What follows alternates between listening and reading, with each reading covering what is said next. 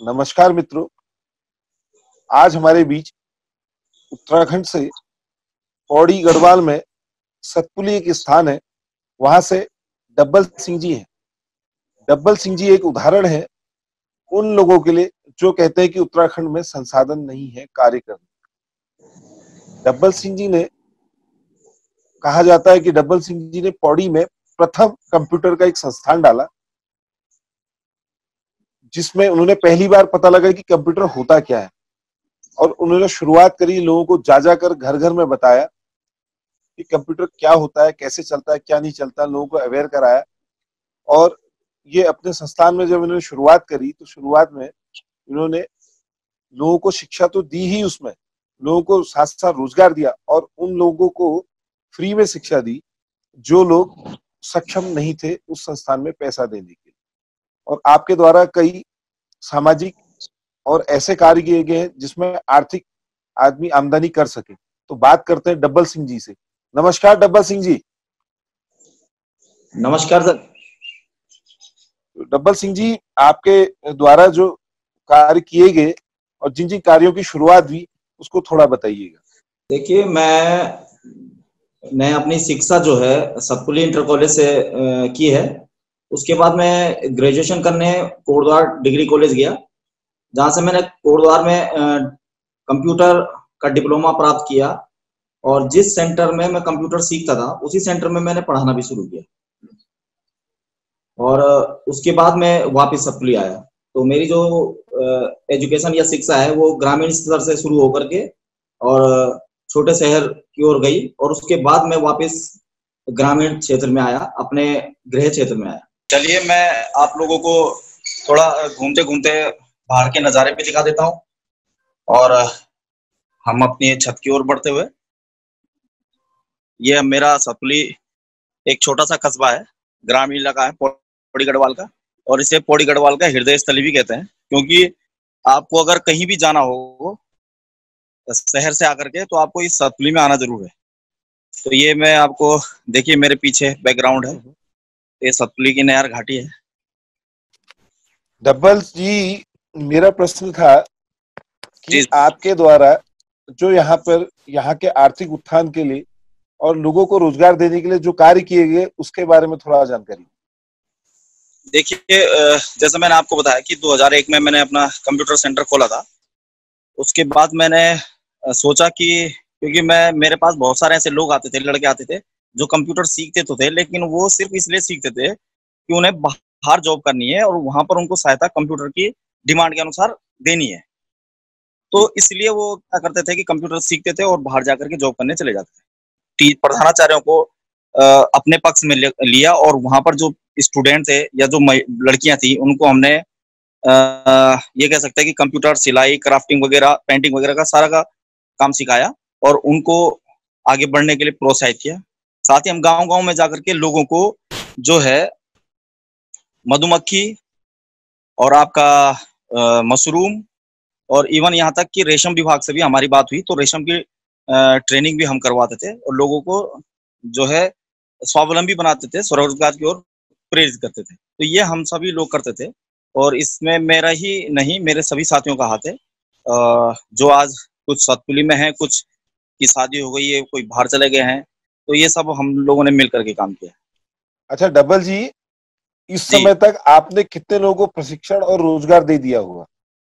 देखिए, लिस्ट के अनुसार तो मैं बता नहीं सकता, क्योंकि मेरे पास अनुमानित प्रॉपर लिस्ट। अनुमानित अनुमानित अनुमानित।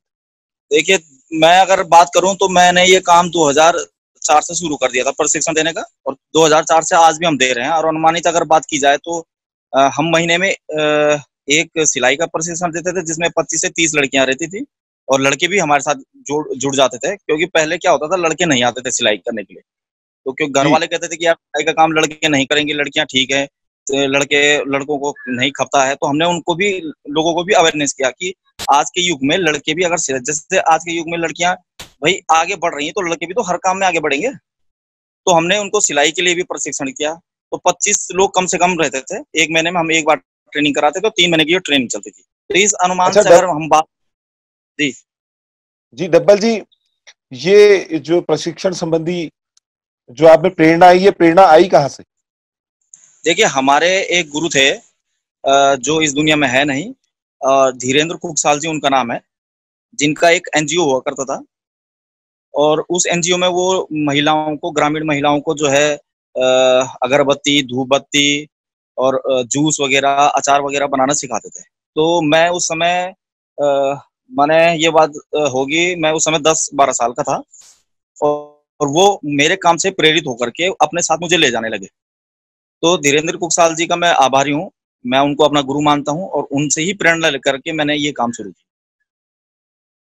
अच्छा, ये जैसे लोग अभी देख रहे होंगे उत्तराखंड में जो बड़े बड़े शहरों की चकाचौंध में लोग बाहर को जा रहे हैं, तो आपका मन नहीं किया कि मैं बाहर जाऊं और बाहर काम करूं, और उत्तराखंड को ही क्यों चयनित किया? ऐसा क्या रहा कि इस क्षेत्र में जी, आपने जी। नियत प्रयास? देखिए, इसमें मन वाली जो बात है, मन तो कम था लेकिन घर वालों का फोर्स ज्यादा था। घर वालों ने मुझे कहा जी, कि सब तुम इतना पढ़ा लिखा है और इतना अच्छा कंप्यूटर सेंटर चला रहा है, अपना इतना ज्ञान है तुझे कंप्यूटर का। लोगों ने भी कहा कि तू बाहर जाकर के जॉब करेगा तो बहुत अच्छी नौकरी मिलेगी, और मैं गया भी। मैं दिल्ली गया, मैं ज्यादा नहीं, 6 महीने मैंने वहां जॉब की।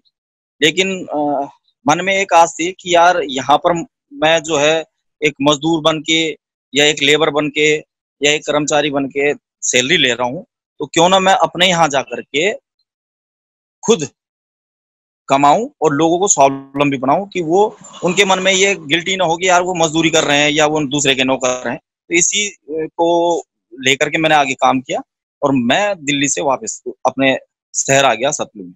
ये आपका बहुत अच्छा प्रयास है, और ये उत्तराखंड के उन प्रवासी उत्तराखंडियों के लिए एक बहुत अच्छा संदेश है कि जो लोग कहते थे कि भाई उत्तराखंड में कोई संसाधन नहीं है और कोई प्रशिक्षण की सुविधाएं नहीं है, आप लोग सूर्योधारी हैं, और आपने एक बहुत अच्छा संदेश दिया कि हम बाहर जाके नौकर थे और हम उत्तराखंड आके अपने स्वयं के मालिक बने, और हम क्यों, जी, हमने खुद में प्रयास करके संसाधन देखे। संसाधन बहुत है, उस संसाधन को कैसे कराया जाए, उन संसाधनों को कैसे उनको उपयोग में लाया जाए, ऐसे लोगों की जरूरत है। और उसमें आपने अग्रणीयता दिखाई, और आपने अग्रणीयता दिखा के लोगों को रोजगार के लिए प्रेरित किया। और आप नाम से ही डब्बल नहीं है, आपने काम में भी लोगों को डब्बल किया, लोगों को हर चीजों के लिए प्रेरित किया। इसके लिए आप धन्यवाद के पात्र हैं। और मैं उत्तराखंड के समस्त वासियों, और समस्त वासियों ही नहीं, पूरे हिंदुस्तान के सभी लोगों से कहूंगा कि इस प्रेरणादायक ऐसी वीडियो को देखें, ऐसी वीडियो से अनुसरण करें, और इस ऐसी वीडियो को लाइक करें, सब्सक्राइब करें, ताकि लोग देखें कि लोग किस तरीके से अपनी जो वहां छोड़ के, नौकरी छोड़ के अपने वहां आके स्वयं के मालिक बन रहे हैं, स्वयं के मालिक बनकर और एक प्रेरणा का स्रोत बन रहे हैं। और जो उनको जानकारी है, जिस चीज की उनको शिक्षा है, जिस चीज में उनका एक्सपर्टीज है, उसको लेके वो लोगों को बता रहे हैं कि कैसे क्या होता है। तो इसके लिए आप लोग साधुवाद के पात्र हैं। इसी के साथ हम इस वार्ता को विराम करते हैं। धन्यवाद। नमस्कार।